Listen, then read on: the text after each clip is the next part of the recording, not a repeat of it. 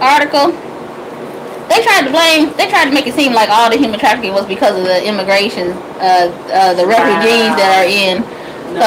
This came out in 2013. I said, this is some Trump stuff. He's not 2013. No, it's 2013. Yeah. That's a long time. So they didn't really have facts either. They're just going off of it. Well, but I mean, I was doing the training back then. They were saying the same stuff. But you know what? You gotta understand, they probably are right. The reason why is because that was the circus. Now we taking the blanket off of it and finding out it's right here at home. We always thought that it was overseas. That's why I 25 minutes, let's get this moving. Yeah, we're late. Alright, everybody situated? Wake up. You sleep. You gonna go start 8 on CPT time right now? Let go. Round and round we go. Alright, let me know when you're ready. Alright, here we go. 5, 4, 3, 2. Hold on.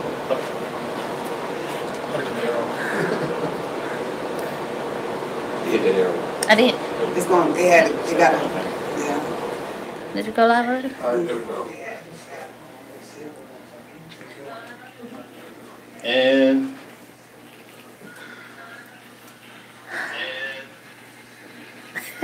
what's up, y'all? How y'all doing? It's your girl, Victoriously Speaking. We're here on L.I.F.E.Radio. And let me turn it down. We're here on L.I.F.E.Radio and starting off my second season, and we got a lot of big things happening. So I wanted to kind of thank everybody for coming back. Also, understanding that, because you know your girl, I do mental health for the streets. We try to tackle the hard issues in our community so that we can heal. And I wanted to kick off this season with human and sex trafficking, because it's a lot of it going on. And then being here in Atlanta, we know the Super Bowl coming. There's going to be a lot of that going on around here. So I had to bring some really special guests. It's a nonprofit that I've been just loving and being around, Fashion for Life, just because that's their platform. That's who they are, you know what I mean? And it really hits home to me because I grew up and seen things ever since I was a young girl. And I'm going to let them introduce themselves, Fashion for Life. Who's going to start? Well, thank you so much. I am going to start. I'm going to kick it off. Thank you so much for season 2. Yes! Congratulations, season 2. Thank you. And thank you so much once again, Nicole, for inviting us out. And really, you know, I'm grateful and blessed that you would even, you know, talk about this topic, because human trafficking is such a, you know, topic that no one wants to talk about or reveal. So thank you once again. And, you know, I'm Angela Marie, for people who don't know, and I'm the founder of Fashion for Life. And Kiva Green is the director, and she can introduce herself. Hi, I'm Kiva Green. I'm the director of operations for Fashion for Life as well. So also a fellow therapist like myself. Yes. Yeah. She's my personal therapist. Trust me, she keeps me. Yes. We keep each other in line, but then all of us keep each other straight. You have to have accountability partners with you, because this role, especially walking this walk, it's a lot of work. Right. It's heartening. It's disheartening to see some of the things we see, especially out here. So yes.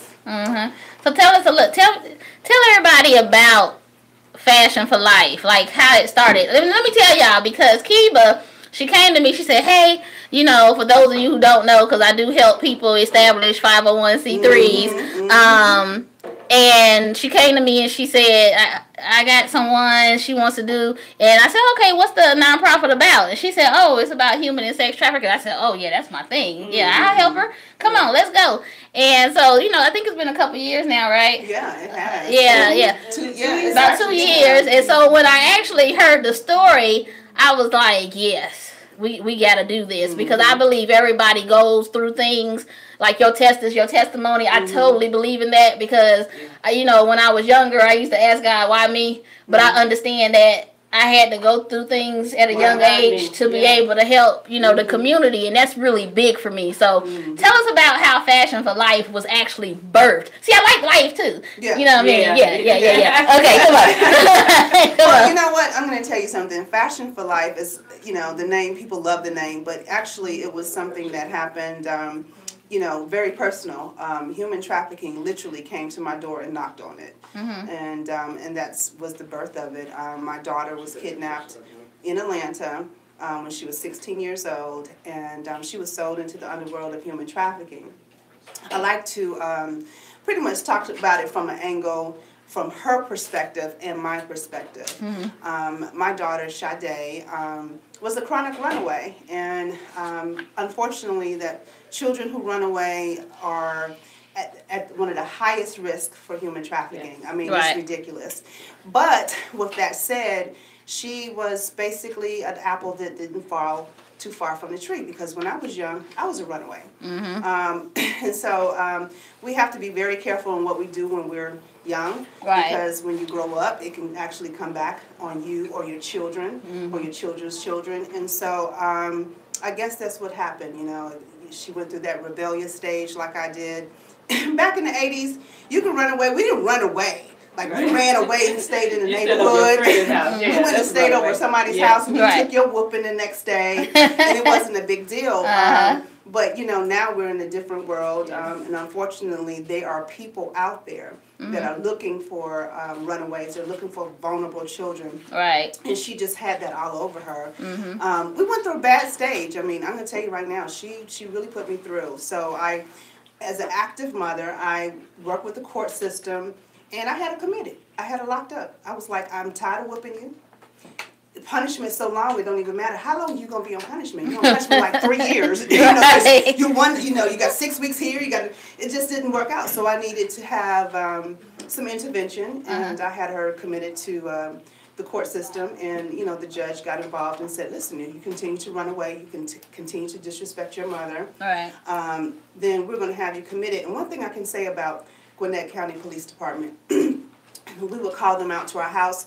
The police officers would literally do an intervention. They would literally say, look, why are you running away? Stop running away. Do you not know what's going to happen to you if you don't run away, if you continue to run away? And all of the signs that, as a community, we got together, we rallied around her, and, she just decided to continue to run away. And I guess it was a point in her life that she just wanted to discover, the world too fast. And unfortunately, she ran away from a group home with some other girls right off of Campbellton Road.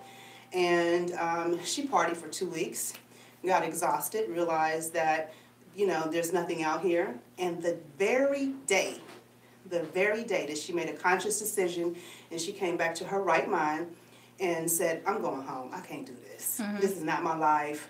I'm not about that life. However you want to put it. Life.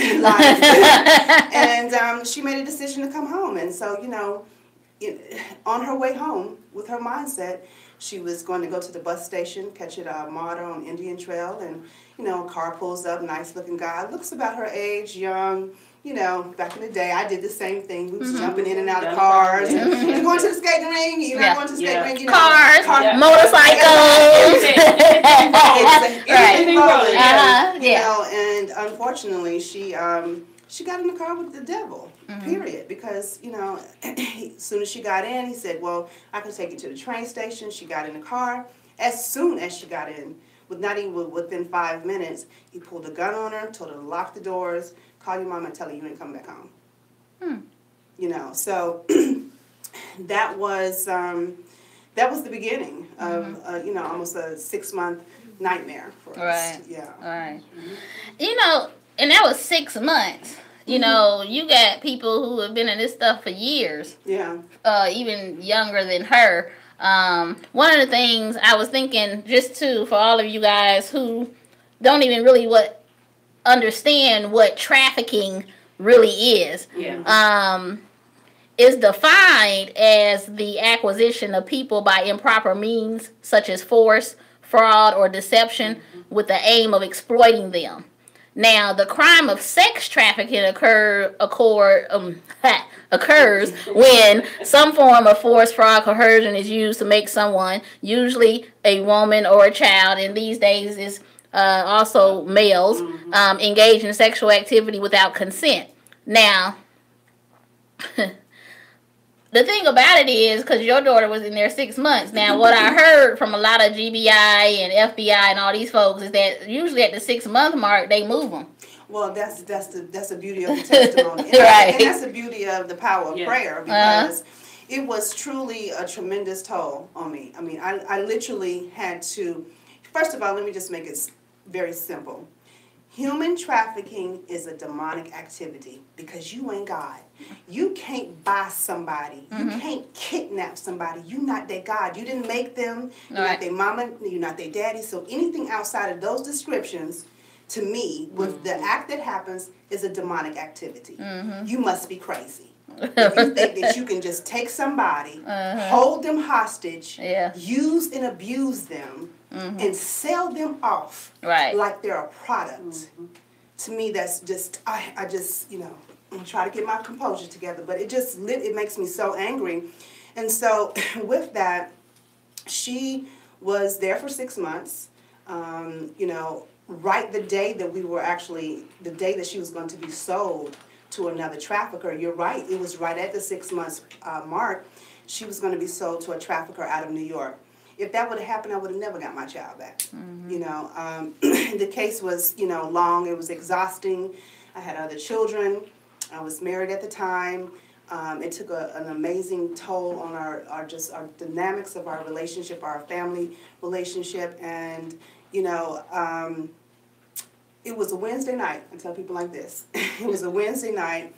I was mentally, physically, spiritually exhausted. I had cried all I can cry. I had nightmares.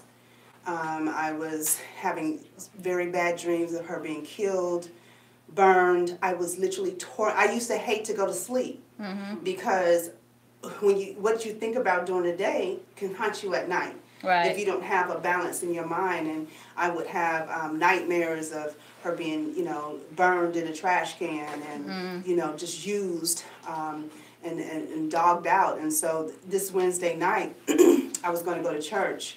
I just didn't feel like the churchy people. I'm sorry. I just didn't feel like the church stuff. I just wanted the word. I didn't want the offerings. I just needed the word. And so I decided to stay home. And I turned on TBN. And as soon as I turned on TBN, literally, as soon as I turned it on, T.D. Jakes was on. Okay. And he said, "There's a woman watching. And God said your daughter is missing and she'll be home before Christmas." And I was thinking to myself, well, hold on. It's not even Thanksgiving. Right. So if you be my God, what you can do before Christmas, you can do today. And so with that, I just really jumped up and just, with everything in me, I kind of was frustrated. I was like, if you be my God, if you be real, if you be all of that, Alpha and Omega, beginning and the end, you big You was just calling every name. I was just Jehovah Jireh. You were just getting in. But calling his name and at the same time saying that you can do this. And I need you to do it today. Right now.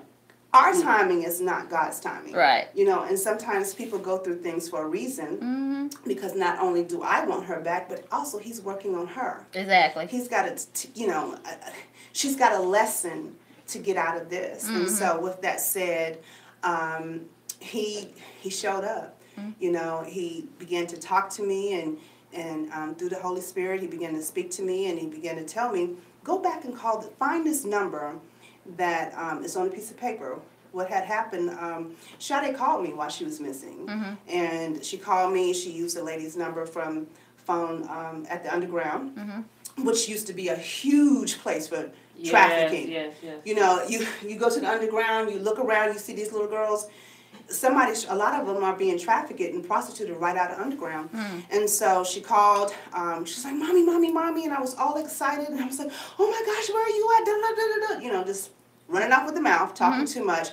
She didn't get an opportunity to really explain herself, and then she was like, "I can't talk, I gotta go." Click. that wasn't going to work. So I called the number back, and a young lady answered the phone, and she was like, you know what, I don't know that young lady. That she just asked me because she used my phone.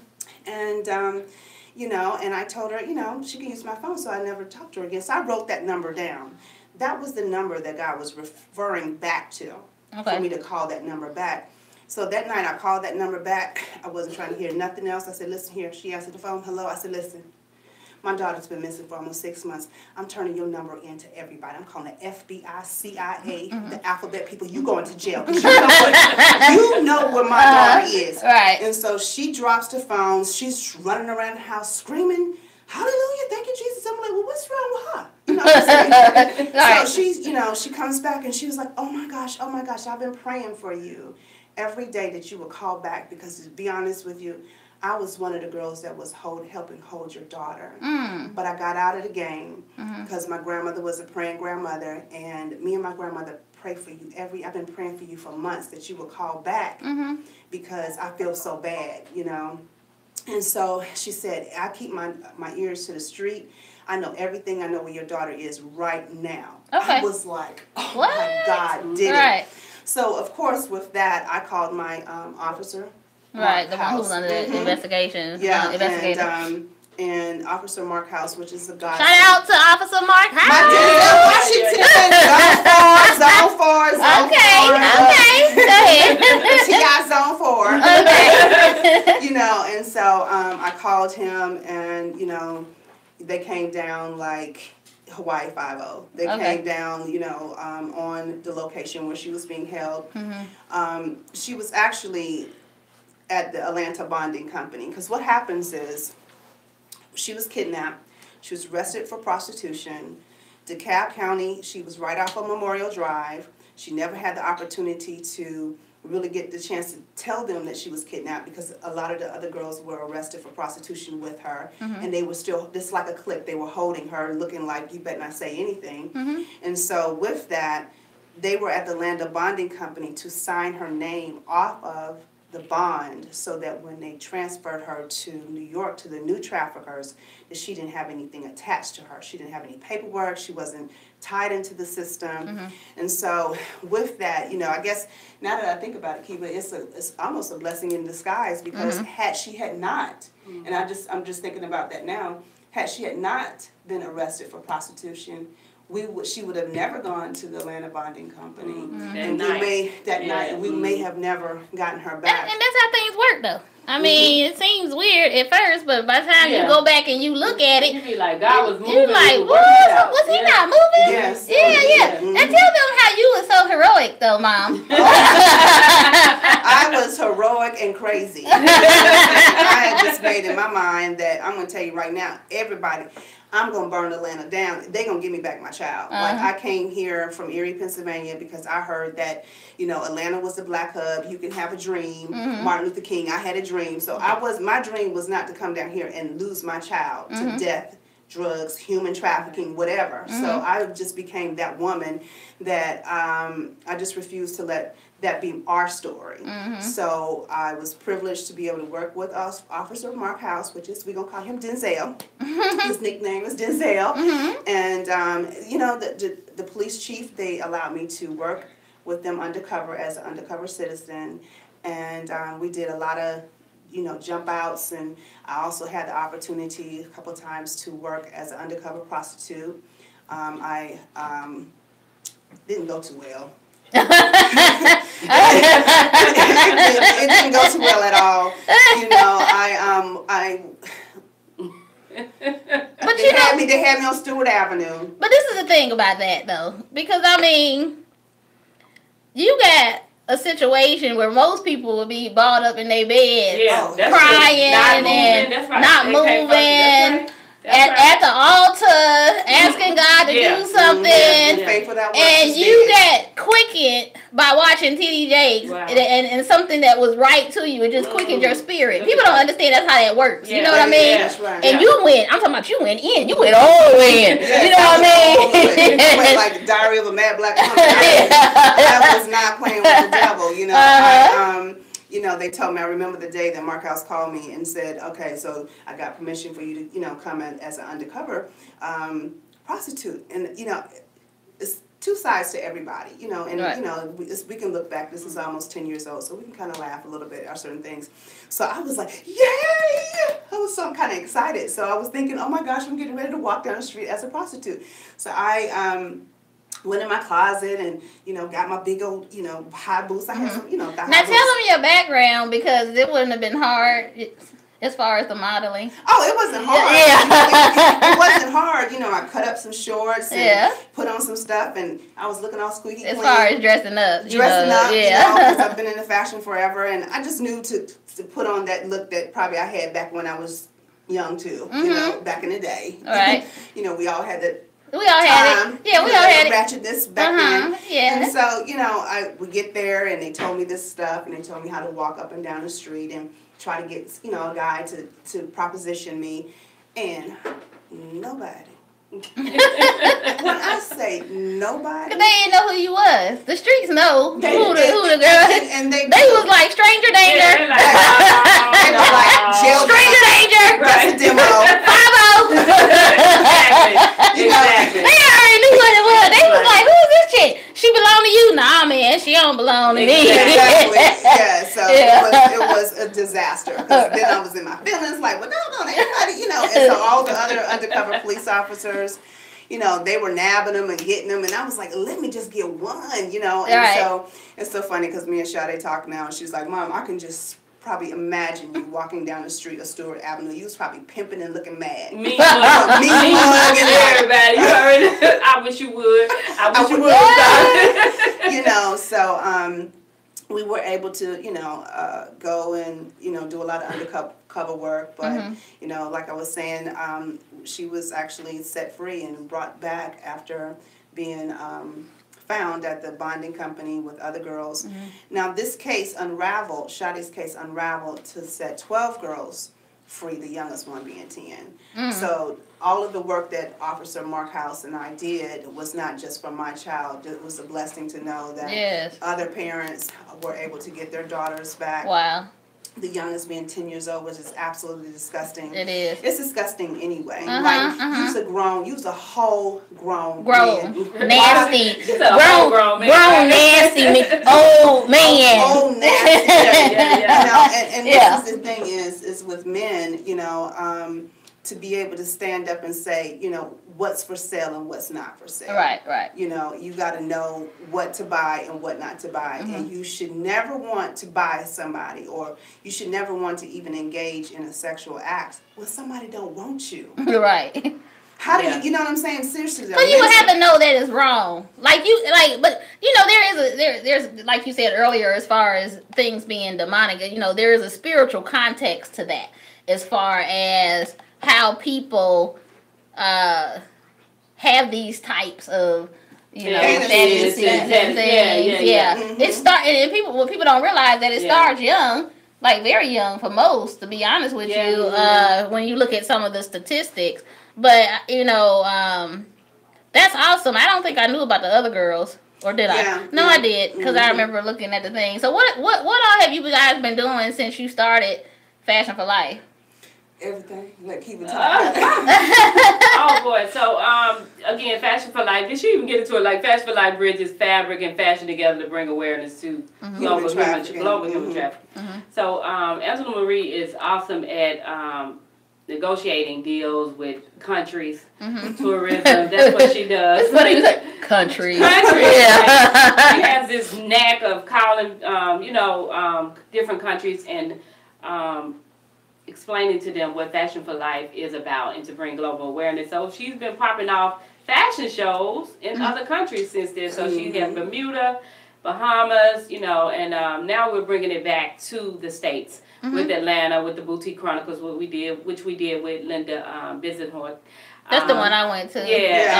Fifth Plaza, and we're going to be doing some more here as well with some pretty famous boutiques here as well. And then, you know, we're going to Hawaii, as you... Yes, because I'm going. Yes. I'm going to Hawaii in 2 weeks. Yes. And we'll be doing some amazing things there and working with their tourism department as well to get some things. But just we are actually getting out there, just making awareness and prevention to do whatever we can to help countries understand and people understand, like, this is an epidemic, this is a crisis, this is not going anywhere, this is happening next door to you in your suburban town. This is not a overseas thing. This is a right here next door thing. This is your church. This is in your schools. This is you know, at your airport, at Atlanta's airport, which is #1 in the world. You know, it's happening every day. Most of your large airports or hubs. I started training with the governor's initiative. I guess it's been, what year is this? 2018. I know, right? God, I think it's been about 5, maybe 6 years now. Yeah. And I remember when I first went through the training to be a trainer. And I'm sitting there and we're watching these videos and I'm sitting there and I'm looking at it and this guy, you know, they talking about how they feed, you know, and how they go out. And all this stuff started coming to my head when I was 14. And I was I was on the dance team at Westside, and this guy approached me, good looking guy. I knew he was older. I didn't quite know how much older at the time. And he turned out to be 22, I believe. He looked young, but he still turned out to be 22. Now, as a 14-year-old, you know, he got a car. You're thinking, you know, he looked good. He looked good. He's talking to me. Yeah. So I'm looking at this tape, thinking, God, that sounds really familiar. Yeah. You know, Yes. I didn't really think nothing of it, but he started, you know, doing stuff for me, and I even remember him. And it's funny because my granddaddy, bless his heart, he was like, how old is that guy? He looks older than, because I had told him something. He's like, no, he look older than that, you know. And I was like, no, Pops, I'm just lying. So, you know, again, he's giving me money. He's, you know, saying all these nice things to me. And it was just constant. And so, make a long story short, he kept trying to, because I would never, like, go and get in his car. And I think that was, I know it was God. But it's like, it was getting there to a certain extent. But what happened was he kept trying to get me to go to his house. And I kept going, no, I don't think that's a good idea, you know, but I don't know why. And it wasn't that I wasn't like liking him or this crush thing that was going on. It was protection. But he just kept on and kept on. But I'm sitting here watching this video and I was like, I think this dude was trying to do something to me. And ever since then, it's been on. You know, I was doing some things out there in College Park. I mean, I have literally dragged girls out of cars. And been threatened. But you know, circumstances. And the thing about that though, when we talk about understanding, like when God and the Spirit quickened you, the Spirit quickened me to do that. It's not like I would just do stuff, because I always consult. Like, well, you want me to do what? You know what I mean? Like, but I have had some situations. It couldn't have been nothing but God. You know what I mean? And but that's how you know how easy it happens. It does happen really easy. We think it's the scenario where they're runaways, or you know they're in trouble, or they're just out being fat. He was at a football game that quick. It happens. He hanging out at a high school football game. Exactly. That's how I met him. Because he knew what he was doing. Exactly. Exactly. And but girl, how many girls, once you buy them something or take them something to eat, they don't have the voice to say no anymore. They feel obligated. So how many of them just go along, not understanding that you're in danger, or even they feeling that, you know, we can feel it. You know, we have instinct, but we be like, well, he done bought me something to eat, or he bought me an outfit, or he got my nails done. I gotta go now. And they feel it's so funny because I was watching Roxanne last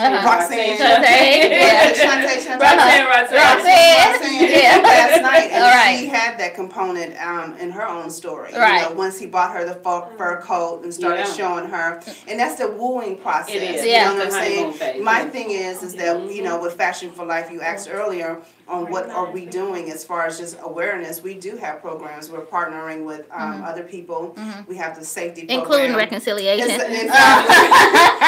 safety program is a housing initiative to provide shelter from, and it's actually safety is in honor of Sade, is sheltering adolescents from disruptive environments. We also have a national prayer line for missing people. You know, missing people matter, and that's our hashtag for that. Missing people matter our National Prayer Hotline. Prayer is so important for people who are missing and their loved ones, because you want to be able to really speak positive, stay positive, and continue to beat the streets and look for your children or look for that person. And so we're launching that actually today. So we'll give out the number. Yeah, we'll give it out. 888-646-7775, and we'll put it up. 888-646-7775. But yes, this is for all people. This is not just for human trafficking. This is for all missing people, whether it's seniors, children, adults, everybody. Because the bottom line is, we all have somebody that we love. Somebody loves you missing. We don't want anybody to be, because everybody don't know what to do. Right. Everybody don't have that drive like Angela Marie did to jump up and go and work with the police. People don't know what resources to use. They do exactly what the police tell them to do. We'll sit at home and wait. Right. We'll look, and that's it. And if you do that, you probably are never going to get your child back. Yeah. You have to be engaged in looking for you. You cannot depend on a police department that's oversaturated with all kind of calls all day long. You have to be active. You have to, seek out resources. You got to stay in prayer. You just really have to be engaged in I think that's fighting. The number one thing, though, is the prayer. Well, let me say this, because everybody's not connected to God that way anyway. You will be childish. But that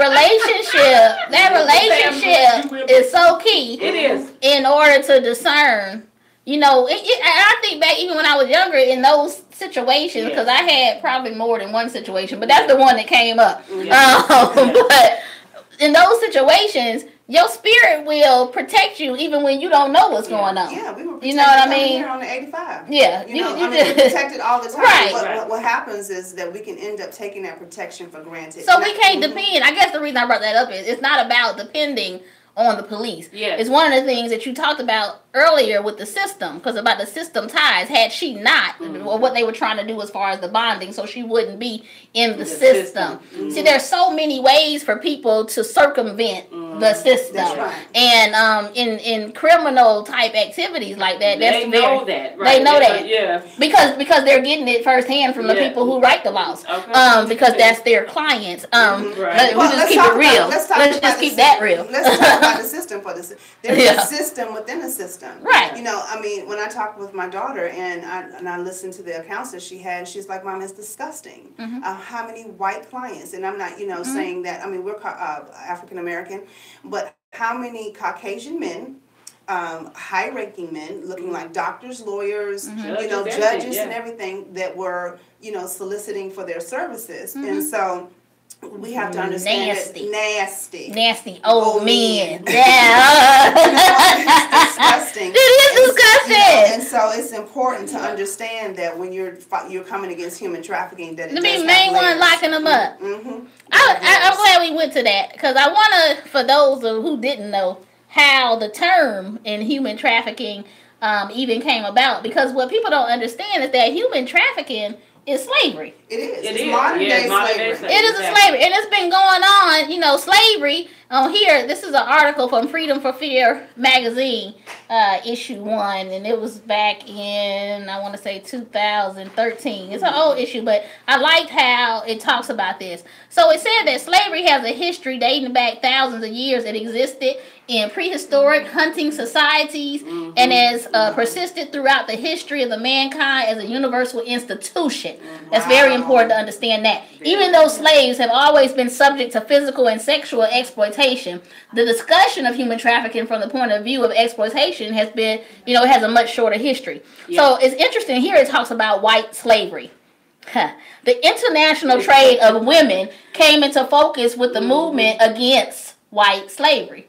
Even though the term white slavery had been given different meanings, the following is the most commonly used. White slavery means the procurement by use of force, deceit, or drugs of white women or a girl against her will for prostitution. The white slavery movement combined the aspirations of the national movement against prostitution with the movement against slavery. It has been argued that the discussion on white slavery and sexual exploitation of white women is closely connected to the fight against the exploitation of black slaves. attention to white slavery happened at a time of the legal abolition of black slavery, and the language of one social phenomenon was transferred to another. Discussion on white slavery has often been seen as a sign of moral sensibilization of prostitution. Now, all of this was going on. We're talking about when it talked about when slavery, but it really started like in the 1800s.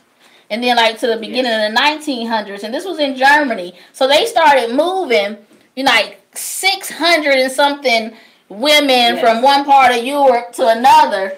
And that's when it was coined human trafficking. Think about it. Think about it in terms of, I think again about the movies that you like, the Queen, the Roman type movies, and like I said, I just watched the Game of Thrones for the first time in my life. I don't know if anybody watched it. But think about it. So that's what they did. They held those women against their will, those women and children, and they raped them daily. That's what they did with them. They raped them and they held them against their will. So it started in every human race, every ethnicity has been a slave. That's right. Yeah. You know what I'm saying? Right. We're the only ones who were enslaved as long as we were, but every race has endured slavery. But just to think, that we're talking about 1800s. Yeah, that's crazy. Early 1900s. Yeah, we in the 2000s. They were doing conventions and suppression, and nothing has changed. Nothing. If anything, it became more global. It became more economically accessible. But that's why it's so hard to pass law on it, because it's a man's game. It's a man's world, and their concept of slavery or what I'm saying, bondage is not the same as ours. Right. So it's we're their property. We always have been in their minds. So that's why it's so hard to pass the laws needed to get these men. With these people who are holding these people hostage to do the time that they need. That's why it's taking the 2018 to get somebody with 20-year sentence for human trafficking. Otherwise, it's going to slap her on the wrist. Or for rape. But a lot of times, I think there's a ranking system as far as the ones who go out to get them. I remember going to law enforcement meetings, and I think I talked about this when we went live at the boutique. They told me that they don't go after the small level pimps that's like in our communities because it takes too much resources. And most of the time, it's not really stopping anything. And they're out. So by the time they get through doing their paperwork, they're out. Right. So, but I think the thing that bothered me the most about that is, but my babies are out here getting raped and killed and mutilated and different things like that. And you don't think it's worth the resources to stop these people in these hotels and right under your, right in your face. Yes. You know where they are. I could take you there myself. No, they know take you there. Yeah. Take you there. You know what I mean? Know what's going on. Yeah, they know what's going on. Yeah. And to sit there in my face, like I felt some kind of way. I think in my mind, I was like, I'm putting my life on the line and y'all won't even help me. You won't help me? I had girls starting to come to my office to where men started coming to my office to where I had to get, security. I mean, it was a really interesting situation. One thing I thank God for not having the spirit of fear when it comes to certain things. I'm a fighter, you know what I mean? And I've always been a fighter for other people. And I think in that, just growing up, seeing the things that I seen and understanding the emotional part. I mean, I know that's why I'm a therapist, you know what I mean? But it was very disheartening to me to realize that there's a system in a system. That's right. And one thing, we do need to preference so that our listeners will understand, there is a high, percentage of men, but it's no longer men that's holding. It's women. It's women too. It's a lot of women. I mean, just all look for at that Sade. dollar. Just look at Sade. She was actually surrounded by other girls that didn't even have the compassion to say, you know what, let's all shoot this bad boy. Right. But I think most of them were victims too. Yeah, See, you gotta understand exactly. they get into their heads. It's they started young. Now they don't get get too old. Don't nobody want them, but they could use them. And they go out. Well, not only that, but it's Stockholm syndrome. Well, that's true. When you when you now have affection and love for your perpetrator, for the person who's holding you. See, they've taken care of me. They fed me. They clothed me, even though they've abused me. Right. But they've taken care of me at the same time, so now I have love and affection for this person, and I'm not going to do them any harm. Then when they disassociate from themselves. Exactly. I mean, it's a survival. It's survival. Well, you know what, and that's true, because you can never say what you would do, but it's, because even Sade said, she told us in the interview, like, it's like sometimes they would have good days. They would go shopping and they would go bowling, because now he's one to be king. Yeah. Daddy.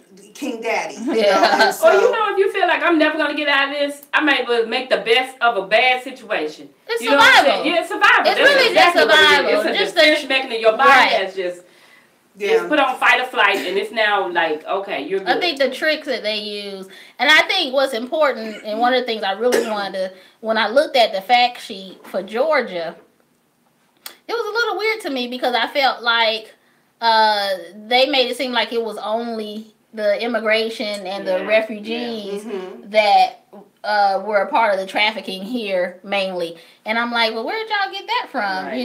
Is that to throw people off or what? Well, that's the whole thing with Fashion for Life, and that's what we are here. We are addressing this. We have three things with fashion. We are dealing with the fabric of our society through the power of fabric and fashion by addressing this issue with human trafficking as a public health crisis. Right. Now we have reached it to a point that it's a public health crisis, and we undress this issue by exposing that it has a secret epidemic. We also redress those that have been victimized by this with the garments of hope and empowerment. But one of the things that's so important as well is to understand that no one really wants to talk about. It's only become, I remember when Barack Obama passed the law and put money into a fund that actually now will address. So United States never really wanted, as a whole, wanted to deal with human trafficking. First of all, they would have to probably arrest everybody in the CIA, the FBI. Right. You know what I'm saying? Because, exactly. We're talking about real criminals. Right. So, with him putting that money aside, now it's becoming, human trafficking is being more talked about. People feel more comfortable about it. It took a long time. Look at what took place for domestic violence. Right. It took years. My mother was abused by domestic violence, and it took years because it's a culture. But get this, the same thing you're talking about. Now, this was 7 years ago, but in 2011, they documented 42,291 victims of human trafficking, right? And they're saying worldwide. Out of that number, they say 7,909 cases were prosecuted, but only 3,969 were convicted. That's horrible.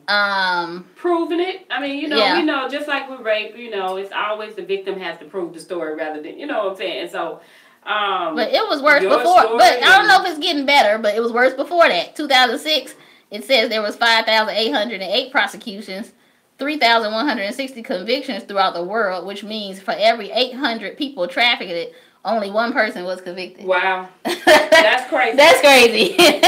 That is crazy. I'm sorry.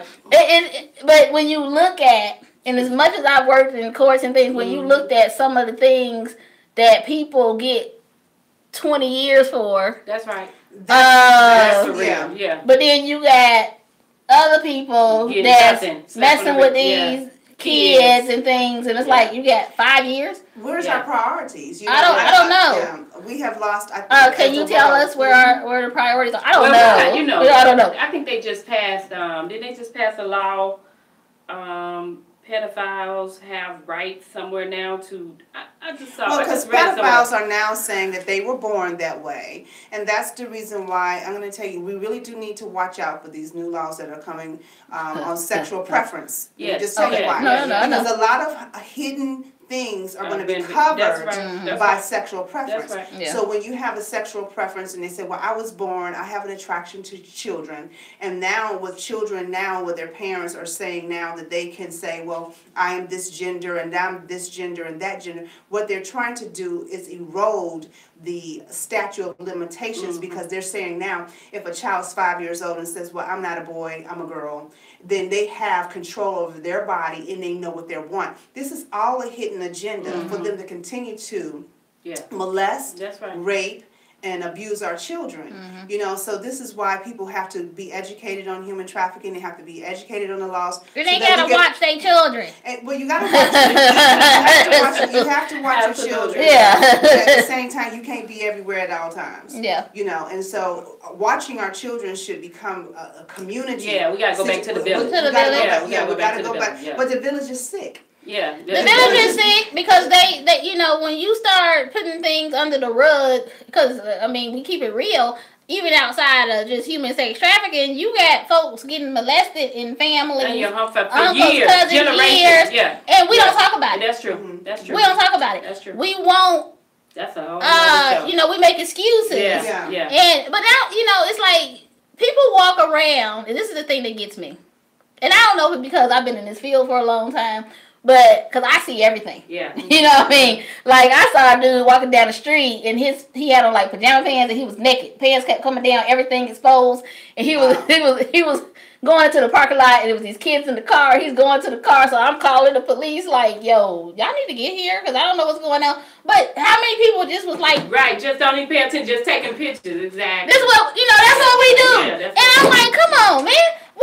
See, if I were a dude, I see, that's why I really wish I had. But nobody would do nothing. Just got busted up. You go into a park around. People. I know. That's why I have Kiba. She's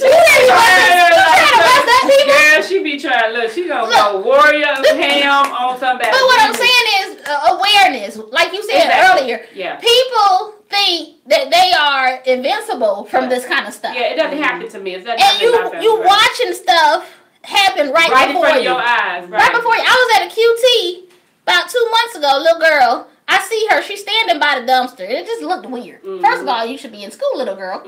She has a backpack, right?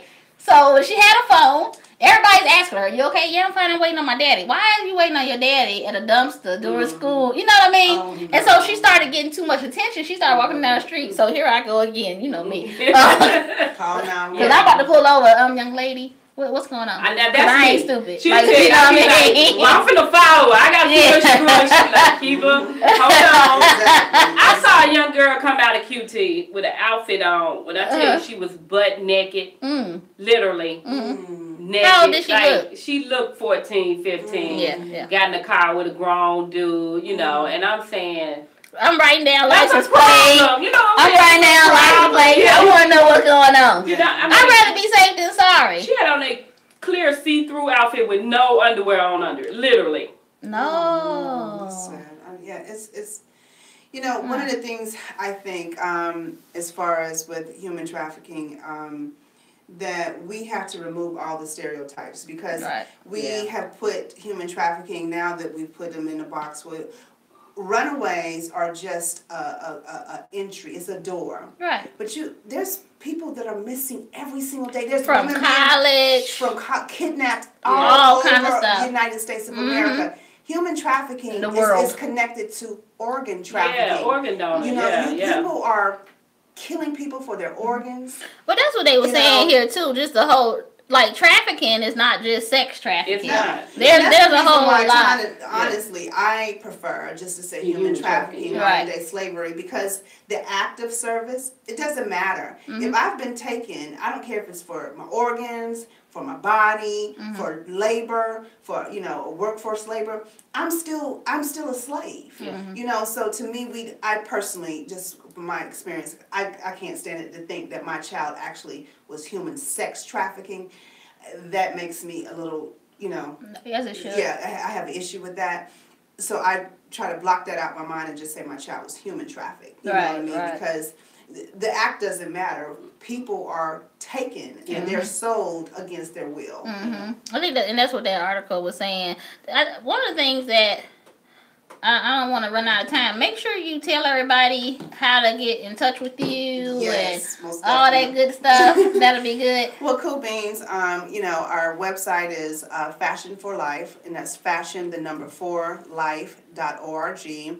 We can also be reached on Facebook on Fashion for Life. We can be reached on Twitter, the F4L Project. On Instagram, it's the Fashion for Missions. Of course, that is a number 4. We have a YouTube channel now, Yeah, Fashion for Life. We have a YouTube channel, Fashion for Life TV. And, of course, our national prayer line for missing people. We have that. Give that number one more time for me. 888-646-7775. And I think it's real important to understand that you guys are basically spreading awareness. You are also giving support. And one of the things we did not talk about that I want to talk about last, we don't have enough support out there. There's really no housing once we get the young ladies or young men. Is it 3 places in Georgia? The whole There's like 3 or 4. It's like 36 beds. Yeah. And I was reading something here. They were saying it's like 36 in the world or something. I can't remember, but it's not that many. You know, and wow, 36 beds. And we're talking about millions of, what did it say? 100,000 a year. 2013 though. What is it? 2018? 600 to 800,000 people are trafficked across international borders each year. Each year, and we got 36 beds in Georgia. But it's not that many because I Period, can't figure out where I read it at. It's just not that many anywhere. I don't know if that's purposeful or what, but we need to figure that out. So I just want everybody to know that they're looking for funding, looking for housing partners, reconciliation. We're doing a lot of help with the training and things like that, because you do have to know what you're doing to work with this population so that we don't put them back out there. I mean, if you have an empty house or you're in a hotel or something, and come on, we can make it work. I mean, the space is needed. I promise you, it's not going to go to waste. It's not going to be in vain. And we are a registered 501c3. That's right. Thanks to your girl. That is so funny. Talk about our shirts too. Yes, these are our not for sale campaign. Hashtag not for sale. Hashtag not for sale. We're going to be promoting this. Like she said, we're going to be in Hawaii in 15 days. Yes. We're going to be working with all kinds of people in Hawaii. Actually, we got to Hawaii because of Kiva. Oh. This conference, I've actually spoken at this conference before in San Francisco. They do it in San Francisco and Hawaii every year. And I just knew that her story was, was something that should be heard across the water. So we submitted a proposal. And, of course, they were like, keep What's on. the name of the conference? I'm sorry, International Violence and Trauma Conference, IVAT. And so it is, it's like I say, it's annually, it's yearly. This is the 15th year. Yeah, 15 years. So they're constantly, if you haven't heard of it, look them up. It'll be in Honolulu. Yeah, every year, what's this? April in Honolulu, and then I think September in San Francisco. San Diego. Okay. So, but they're doing a lot of great work with violence and trauma, and we're going to do our best to be involved with as many conferences, and we're actually going to do our own conference coming up next year, prayerfully in Branson, Missouri, on human trafficking as well. So stay tuned for that. Yeah, well, I'll be there. Well, I want to thank you guys. Thank you for having especially us. just for kicking off my second season with L.I.F.E. and living independently for excellence, because we stand for not living in fear, anger, and or doubt, so that we can move in our blessings and who God created us to be. I think that this commemorates what we're going to be doing moving forward, even in Atlanta, because of the Super Bowl. I still want to bring that up, and we're looking for some help. So, City of Atlanta. Oh yeah, we were looking for. Listen, anybody out there that's connected to the mayor, Keisha Bottoms, Queen Keisha, Mayor Bottoms. We really would like to make a statement, because we know any rappers out there that has a significant following, that's mainstream. We need you to step up and come and help us spread the word. Not in our city. Not in our city. We're not standing for it. Not for sale. Not in our city. And so reach out. You know where to find, if you know how to find L.I.F.E.Radio, if nothing else. Reach out to Nicole. She would definitely get you to us.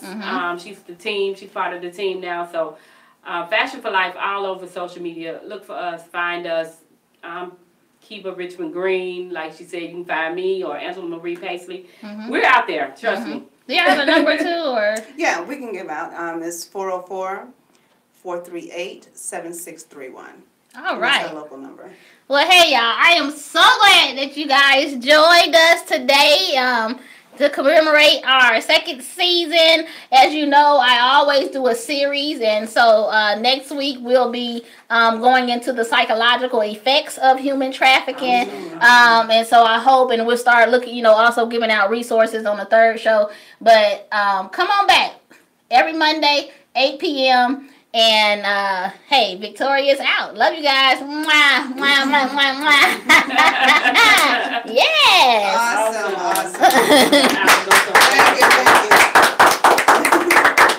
Thank you so much. Now can I have the rest of this week? Then I have to. My blood pressure gets. Talking about it just makes me. Who wants to get in touch with Keisha Bob? We do. I got a direct link to it. Oh, we need it right now. And let me tell you why. And your direct link, so you'll know. We want to do a human trafficking march, and we want to have a benefit crosser. We want to bring in the hip hop community, hip hop against human trafficking. And my goal,